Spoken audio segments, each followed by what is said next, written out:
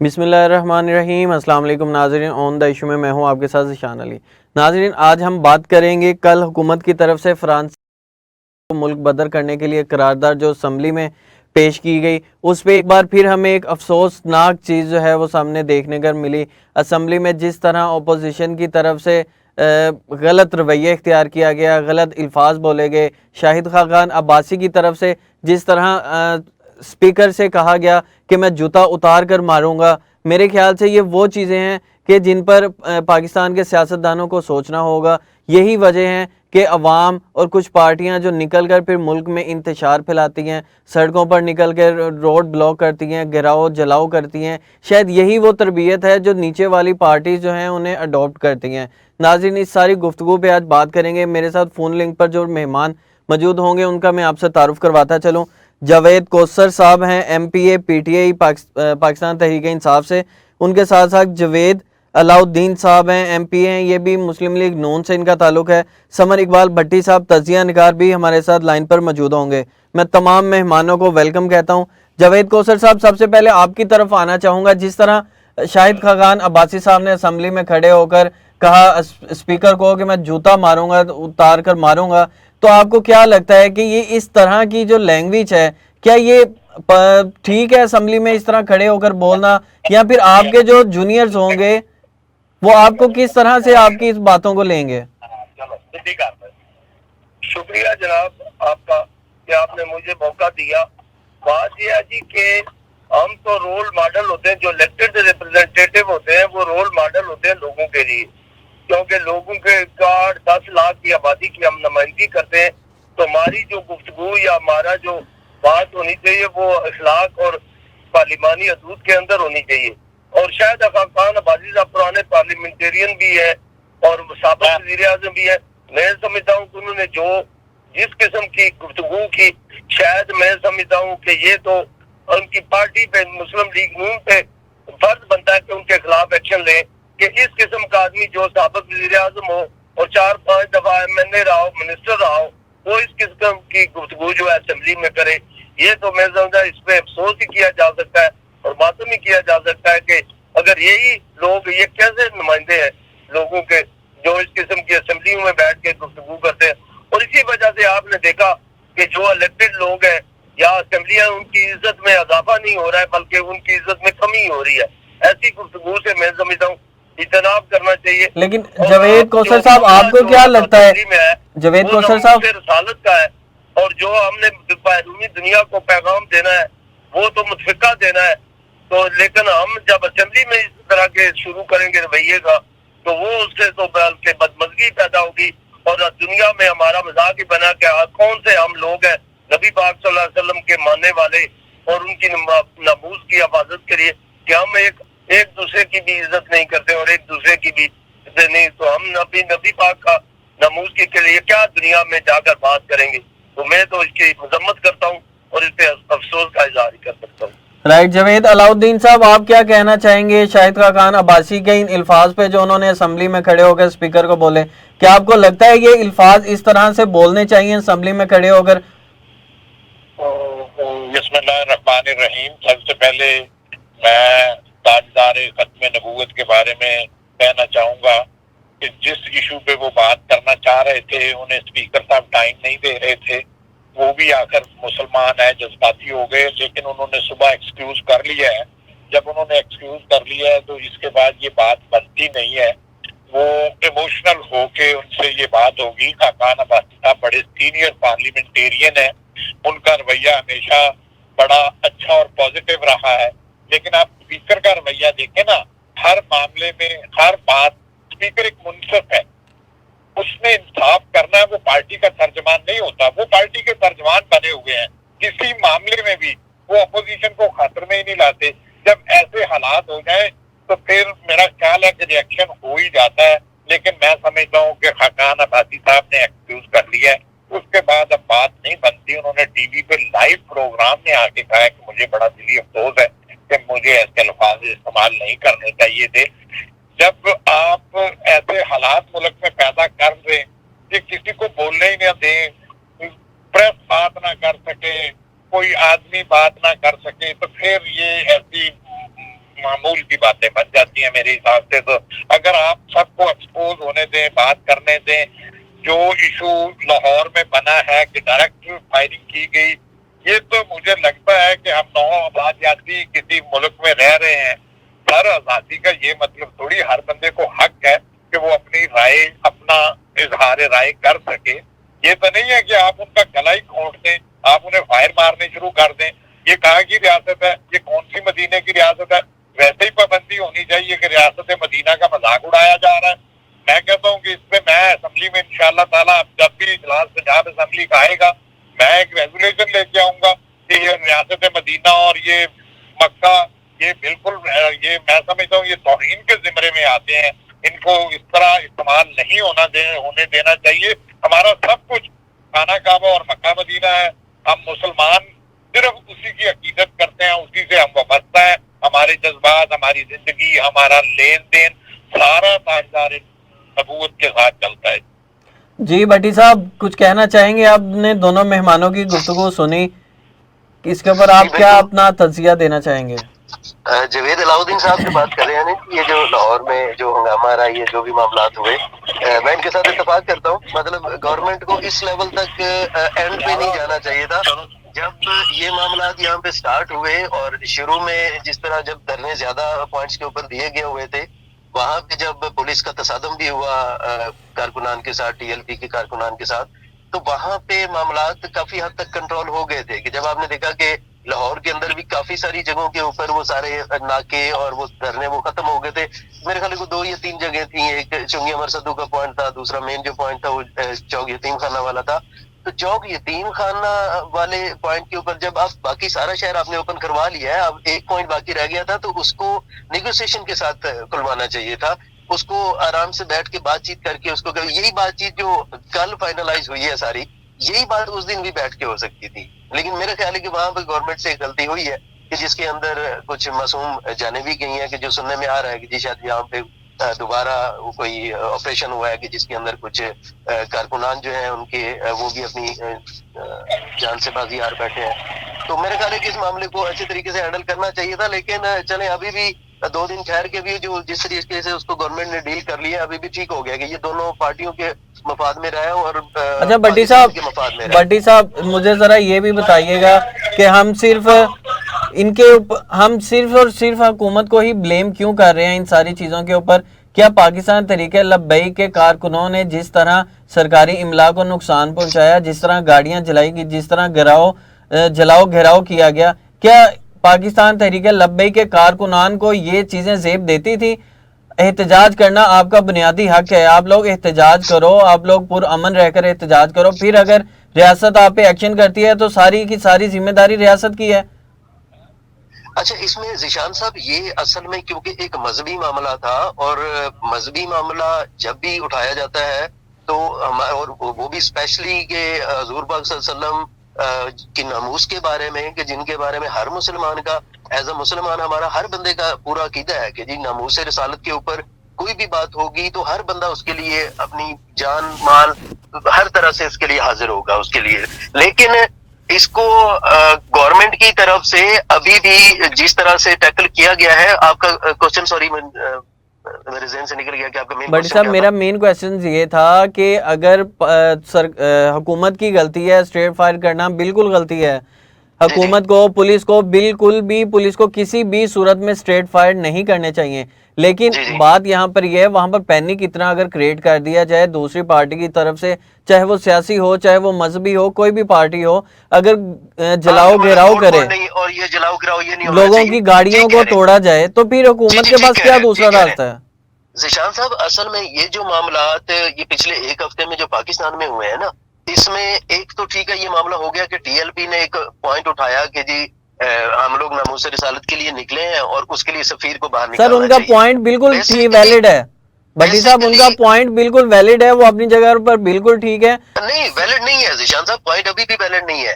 آپ دیکھیں سفیر کو نکالنا یہ کوئی اس سارے معاملے کا سلوشن نہیں ہے. اس معاملے کا سلوشن یہ ہو سکتا ہے کہ جی آپ گورنمنٹ کے ساتھ آ کے بیٹھیں. آپ بھائی پاکستان اسلامی جمہوریہ پاکستان ہے، ہمارے جو حکمران بیٹھے ہوئے ہیں وہ بھی مسلمان ہیں الحمدللہ. آپ ان کے ساتھ بیٹھ کے نیگوشیٹ کر سکتے ہیں، ایک لائے عمل بنا سکتے ہیں کہ جی ہم لوگ انٹرنیشنل کمیونٹی کو किस तरह से प्रेशराइज कर सकते हैं, इंटरनेशनल कम्युनिटी को अपना मैसेज हम कैसे कन्वे कर सकते हैं कि भाई ये जो आप काम करते हो गुस्ताखी वाला, ये एक बार नहीं हुआ, कई बार हो चुका, इसका तरीकेकार क्या है। सफीर को निकालना, सफीर को आज गवर्नमेंट निकाल देती है, कल परसों अगले दिन जाके दोबारा ये मामला हो जाते हैं। सफीर देखें, आपका दो कंट्रीज के दरमियान में एक राब्ते का जरिया होता है, आप वहां पे यहाँ पर आप एहतजाज रिकॉर्ड करवाना है, आप उनके थ्रू फ्रांस की चीजों का बाइकाट बकायदा तौर पर किया जा सकता है। जी, फ्रांस की चीजों का बकायदा बाइकाट किया जा सकता है। बिल्कुल बिल्कुल, ये एक अच्छा रास्ता है कि आप देखें, मैं ये समझता हूँ कि ये जो टीएलपी ने जितना भी हंगामा राई जलाओ गिराओ की बजाय, अगर ये लोग सिर्फ इस चीज के ऊपर फोकस करते ना कि एक पूरे मुल्क के अंदर कैंपेन चलाई जाती कि जी आप सबसे पहले जितने भी फ्रांस के प्रोडक्ट्स हैं उनकी एक लिस्ट बनाते, उसको आप सोशल मीडिया पे डालते, उसको आप अपने कारकुनान को देते, उसको आप लोगों तक हर जगह पहुंचाते, गली मोहल्ले में लोगों के दरवाजे खटखटा के आप पहुंचाते। भट्टी साहब, आपका पॉइंट भट्टी साहब आ गया, मैं आपकी तरफ दोबारा आऊंगा। जावेद कोसर साहब, आप क्या कहना चाहेंगे? असम्बली में चाहे शाहिद खान अब्बासी साहब हों, चाहे वो शहबाज शरीफ साहब हों, चाहे वो यासिर गिलानी साहब हों, या पाकिस्तान तहरीक इंसाफ का कोई भी MNA या MPA हो, क्या असम्बली में खड़े होकर इस तरह की नाजेबा अल्फाज इस्तेमाल करना आम आदमी के लिए ये क्या माइंड सेट तैयार करना चाहते हैं? क्या असम्बली में इस तरह के अल्फाज की कोई गुंजाइश होनी चाहिए या इजाज़त होनी चाहिए? जनाब, बात यह है कि पहले अलाउद्दीन साहब ने बात की है कि ये स्टेट रियासत के लोगों ने गोलियां चलाई और ये किया, तशद्दुद किया। मैं ये पूछता हूँ कि तशद्दुद करना कोई अच्छी बात नहीं, हर आदमी को आज़ादी राय का हक है और वो एहतजाज का भी हक है पूरा, लेकिन इस किस्म का एहतजाज के जिसमें अपने लोगों की जायदादें जलाई जाए, अपने अदारों के लोगों को कत्ल किया जाए, तो फिर स्टेट के पास क्या ऑप्शन रह जाता है? और ये भूल गए कि मॉडल टाउन में सिर्फ और सिर्फ बैरियर लगे हुए थे, तो वहां पे जाकर इन्होंने नब्बे लोगों पे, जिन्होंने कोई रोड बंद नहीं किया था, एक जगह छोटी सी जगह थी, तो वहां पे तो 14 आदमी को जो हमला औरतों को शहीद किया गया और 100 से ज्यादा आदमी को जख्मी किया गया, वो तो आप भूल गए।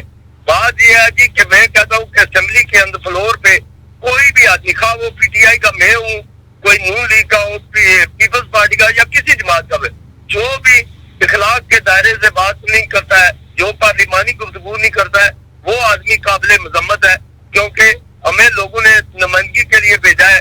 हम ही लोगों को, कई लाख लोगों की नुमाइंदगी करते हैं, अगर हम भी पार्लिमानी जुबान इस्तेमाल ना करें, वल्गर जुबान इस्तेमाल करें, बदतहजीबी करें, और जिस किस्म के सीनियर पॉलिटिशियन शाहिद खान अब्बासी साहब की तरह ये कह रहे हैं कि उन्होंने माफी मांग लिया, लेकिन रात को तो वो नहीं माफी मांग रहे थे वो। और दूसरी बात यह है कि वो असेंबली में तो तकरीर कर रहे थे, वो तो ये तो नहीं था कि वो असेंबली में उनको बोलने नहीं दिया जा रहा था। बस बात यह है जी कि जो इशू आ जाता है, जो आ गया है, उसमें ये चाहते हैं कि बस अब मुल्क के अफरा तफरी और बदअमनी पैदा हो। ये मुल्क अपना है, सबका नामूसे रसालत पर किसी पार्टी की कोई अदारादारी नहीं है, ना किसी मजहबी की जमात की है, ना किसी सियासी जमात की है। पाकिस्तान का हर बच्चे से लेकर बूढ़ा, औरत, मर्द, हर आदमी रसालत का दिफा करने के लिए हाजिर है। हम नबी पाक सल्लल्लाहु अलैहि वसल्लम की हुर्मत पर और उनका आखिरी नबी होने पे हमारा मुकम्मल ईमान है, और किसी को, हमें किसी मौलवी से, किसी और आदमी से सर्टिफिकेट लेने की जरूरत नहीं है, क्योंकि हम समझते हैं कि हम भी दीन को समझते हैं, हम भी नबी पाक का कलमा पढ़ने वाले और उनकी उम्मत है। ये नहीं हो सकता है कि किसी मजहबी जमातों को या किसी जमात जो है वो अपनी अदारादारी कायम कर ले और लोगों को रोड ब्लॉक कर दे और लोगों पे तशद्दुद करे, पुलिस वालों को कत्ल करे, तो फिर उनके भी शहीद होते ही। जावेद कोसर साहब, अब मेरे जरा सवाल की तरफ आते हैं। होता है, आप देखें ना, वाकया फ्रांस में हुआ है तो पाकिस्तान में किसी ने किया है, वाकया फ्रांस में हुआ है, तो इससे जो लोग इमलाक का नुकसान पहुंचा है, जो बंदे वो TLP के शहीद हुए या पुलिस वाले शहीद हुए, क्या ये आप कहते हैं कि उसके फ्रांस को क्या फर्क पड़ा है? अच्छा, माजरत कि फ्रांस को क्या फर्क पड़ा है? फर्क तो पड़ा है, हमारे मुल्क की मईशत को नुकसान पहुंचा है, हमारे अपने बंदे शहीद हुए, वो जो लोग शहीद हुए वो सारे नमूसे रसालत के मुहाफ़िज़ है। तो इस किस्म की बातों को, सियासी लोगों को हमको जावेद कोसर साहब, सही लोगों को पिक्चर बतानी चाहिए कि हम जो है ये एहतजाज करें, बल्कि मुस्लिम उम्मत को मिलकर एहतजाज करना चाहिए عمران خان نے پہلے بھی جنرل اسمبلی میں بھی بات کی. جاوید کوثر صاحب میرے ذرا سوال کی طرف آ جائیں, آپ کافی ذرا سوال سے ہٹ گئے. میرا سوال آپ سے یہ تھا کہ اسمبلی میں اس طرح کے نازیبا الفاظ بولنے کی اجازت ہونی چاہیے؟ بالکل میں سمجھتا ہوں کہ بالکل یہ تو بالکل اجازت نہیں ہونی چاہیے کسی کو بھی, کیونکہ دیکھیں نا یہ لوگ جو ہے یہ 22 کروڑ لوگوں کی نمائندگی کرتے ہیں. اگر یہی بد تہذیبی کی گندی زبان استعمال کریں گے, غلط بات کریں گے, تو اس کا تو پھر باقی لوگوں پہ کیا اثر ہوگا, اس پہ معاشرے پہ کیا اثر پڑے گا. میں تو اس کی بھرپور مذمت کرتا ہوں. کوئی بھی آدمی خواہ میری جماعت کا کرتا ہے, خواہ نون کا کرتا ہے, پیپلز پارٹی کا کرتا ہے, میں تو ان کی مذمت کرتا ہوں, کیونکہ ہم کو اخلاق کے دائرے میں رہ کر بات کرنی چاہیے. جاوید علاؤالدین صاحب آپ کیا کہنا چاہیں گے؟ مسلم لیگ نون کہتی ہے کہ ہمارے سے مشاورت نہیں کی گئی قرارداد کو لے کر جو اسمبلی میں پیش کی گئی ہے. علاؤالدین صاحب آواز آ رہی ہے آپ کو؟ جاوید علاؤالدین صاحب آپ سن پا رہے ہیں ہمیں؟ میرے خیال سے ان سے رابطہ ہمارا منقطع ہو گیا ہے. ہم دوبارہ کوشش کریں گے کہ ان سے رابطہ بحال ہو سکے. بٹی صاحب آپ کیا کہنا چاہیں گے؟ جس طرح اپوزیشن اور مسلم لیگ نون کہہ رہی ہے کہ قرارداد جو پیش کی گئی ہم سے مشاورت نہیں کی گئی, تو کیا یہ ضروری ہے اگر کوئی ایمرجنسی کام بھی پڑ جائے یا کوئی ایسی ایمرجنسی ہو جس میں آپ کو فوراً ایکشن لینا پڑے یا کوئی فوراً قرارداد پیش کرنی پڑے, تو اس پہ آپ کو تمام اپوزیشن کو پہلے بٹھا کر ڈیٹیل میں سمجھانا ہوگا کہ یہ اس طرح کرنے جا رہے ہیں؟ قرارداد پیش کرنے کا مطلب تو یہی ہے نا کہ سارے اس پر عمل درآمد کر کے اس پہ مشاورت کر کے اس کو پاس کریں. ذیشان صاحب اصل میں یہاں پر معاملات کچھ اور طرف چلے گئے. ایکچولی اپوزیشن کچھ اور ایکسپیکٹ کر رہی تھی اور ریالٹی میں اس کا جو رزلٹ نکلا وہ کچھ اور نکلا. اپوزیشن جب پی ڈی ایم کا جب سے جو بھی معاملات ہوئے اور پی ڈی ایم درم برم ہوئی, اچھا اپوزیشن کیا چاہ رہی تھی پہلے بٹی صاحب یہ تو ذرا تھوڑا سا ایکسپلین کریں. دیکھیں اپوزیشن جب اس طرح کا جو کوئی بھی مذہبی معاملہ بنتا ہے نا جی, آپ نے تاریخ میں بھی دیکھا ہوگا کہ کوئی بھی پارٹی اتنا اوپنلی ان مذہبی جماعتوں کے خلاف نہیں آتی. بالکل ایسے ہی جس طرح پی ٹی آئی نے ان کو کالعدم قرار دے دیا, پھر اس کے بعد ان کے بندے اریسٹ کر لیے, پھر اس کے بعد یہاں پہ جس طریقے سے ان کو کنٹرول کرنے کی کوشش کی. اب یہاں پہ یہ کس طرح کا معاملہ تھا کہ آپ کو پتا ہے کہ جب ایک انہوں نے جو نعرہ رکھا ہوا نا لبیک یا رسول اللہ, اب یہ ایک ایسا نعرہ ہے کہ اس کے بیک پہ آپ کوئی بھی اپنی چیز رکھ کے آپ عوام کے سامنے رکھ دینا, عوام لبیک یا رسول اللہ کو دیکھے گی, بعد میں جو آپ نے بات کی ہے نا اس کو اتنا کنسیڈر نہیں کرے گی. وہ کہے گی ہاں جی لبیک یا رسول اللہ کے پیچھے جو ہو رہا ہے نا اس کے لیے ہم حاضر ہیں. اب اپوزیشن کو یہ لگ رہا تھا کہ یہ جس طرح کے معاملات ہو رہے ہیں یہ گورنمنٹ کے لیے اتنا ایک ٹف ٹائم ہو جائے گا. اور آپ نے دیکھا بھی ہوگا کہ کافی حلقوں میں اس طرح کی بات چیت چل پڑی تھی کہ جی ٹی ایل بی کے جو معاملات جس طرف جا رہے ہیں یہ گورنمنٹ کو لے ڈوبیں گے.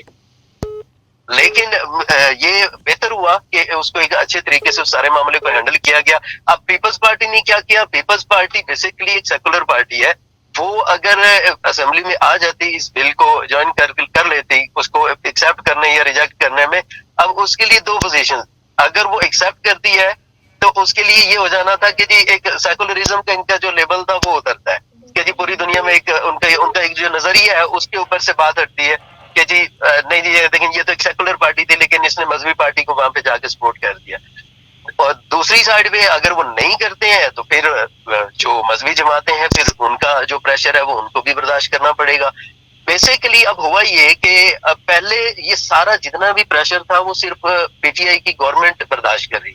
ابھی معاملات جہاں تک پہنچ گئے ہیں, یہ خان صاحب نے یہاں پہ ایک بڑی اچھی سیاست بھی کی ہے اس معاملے میں کہ انہوں نے جو معاملہ پارلیمنٹ میں رکھ دیا ہے تو ابھی سب کا ایک متفقہ مسئلہ بن گیا ہے.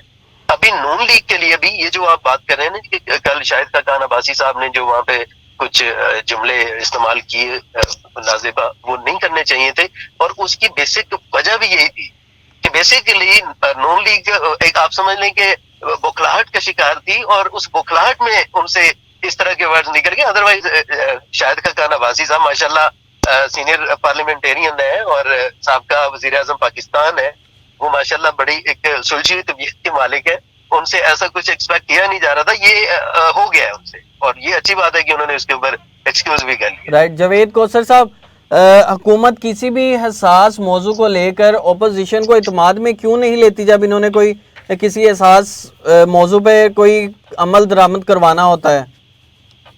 बात देखें जी, सुने, करारदाद जो है वो असेंबली में आ गई है, असेंबली में तमाम जमातों की नुमाइंदगी मौजूद है, करारदाद जो पेज है वो कोई मंजूर नहीं हो गई है, करारदाद आई है, अपोजिशन उसमें बैठे, पीपल्स पार्टी भाग गई है। 2 दिन पहले राजा परवेज अशरफ बड़ी बढ़ के मार रहा था असेंबली में नामूसे रसालत की, जब आप वोटिंग की या कोई बात करने की बात आई फैसले की तो वो भाग गए। इसी तरह नून लीग भी बड़ी कर दी क्योंकि ये सियासी माइलेज हासिल करना चाहते थे, वो अब उनका गुब्बारे से हवा निकल गई है। अब आप बताएं ना कि करारदाद असेंबली में आ गई है, असेंबली बड़ा फोरम है, वहाँ पे बहस होनी चाहिए, उनके नुमाइंदे मौजूद है तो वो अपनी तजावीज देंगे, तो वो जो काबिल तजावीज होंगी वो शामिल करेंगे। आप उनको पता है क्योंकि वो तो अंडर प्रेशर लाना चाहते थे पीटीआई को कि ये जी बहुत गए हैं। अब जब फैसले का वक्त आया तो मैं आपको ये यकीन से कह सकता हूँ कि इसमें नून लीग भाग जाएगी और ये पीपल्स पार्टी पहले ही भाग गई है, और जो मजहबी जमातें उनका तो यही एजेंडा है, उनकी तो ना कोई असेंबली में 2-4 सीटें, वो तो हमेशा ही इंतजार की कुफ्तों के बात करते हैं। हम तो नामूसे रसालत के पाबंद है, हम हर कुर्बानी देने के लिए तैयार है, लेकिन एक बात आप याद रखें कि आप सही फैसला हो जाएगा कि ये 2 जमातें जो है जो बातें कर रही थी, जो कह रही थी कि हम नामूसे रसालत के बड़े पैरोकार हैं, बड़े उसके लिए कुर्बानियां देने, अब आप फैसले का वक्त आ गया। आप कहते हैं कि जो हमने पेश की है करारदाद उसमें मशावरत की, आप चले राइट जावेद कौसर साहब, हो गया उसमें शामिल हो जाए, उसमें वो अपनी इनपुट दे ना कि वो क्या असल में ज़िशान साहब सिर्फ 1 मिनट मुझे दीजिएगा। कहे ना असेंबली से उनके चले जावेद कौसर साहब, ठीक है, आपका पॉइंट आ गया। समर भट्टी साहब, प्रोग्राम का वक्त बिल्कुल खत्म हो रहा है, जरा जल्दी से कह दें जो कहना है। ज़िशान साहब देखें, ये मामला अभी भी जहां तक पहुंच गया हुआ है ना, अभी भी इसको सोल्यूशन ना समझा जाए। जो मुझे नजर आ रहा है वो ये नजर आ रहा है कि देखें अभी सफीर का मुल्क बदर होना ना होना वो भी बाकी है। इन केस अगर पार्लियामेंट में ये फैसला हो जाता है कि जी सफीर को उसको मुल्क बदर नहीं करना चाहिए कि जो हमारे लिए मुआशी मुश्किलात खड़ी कर सकता है, तो उसके बाद एक दफा दोबारा ये सारे मामलात खड़े हो सकते हैं, दोबारा परेशानी बन सकती है, पूरे मुल्क के लिए बन सकती है। तो मेरा ख्याल है कि ये वो टाइम है कि जहां पे हमारी जितनी भी सियासी पार्टियां हैं इनको सबको एक एपीसी बुलानी चाहिए और उसके अंदर मिल बैठ के इसका कोई एक अच्छा हल निकालना चाहिए। राइट मैं तमाम मेहमानों का शुक्रिया अदा करूंगा जिन्होंने आज कीमती वक्त हमें दिया। समर भट्टी साहब तज़कियानगार हमारे साथ मौजूद थे, उनके साथ जावेद कौसर साहब पाकिस्तान तहरीक इंसाफ से हमारे साथ मौजूद थे, जावेद अलाउद्दीन साहब रहनुमा मुस्लिम लीग नून से हमारे साथ मौजूद थे। तमाम मेहमानों का शुक्रिया। नाजरीन, प्रोग्राम आपने देखा, फीडबैक देना मत भूलिएगा। अगले प्रोग्राम में दोबारा आपसे मुलाकात होगी, तब तक के लिए इजाज़त दीजिए। अल्लाह हाफिज़।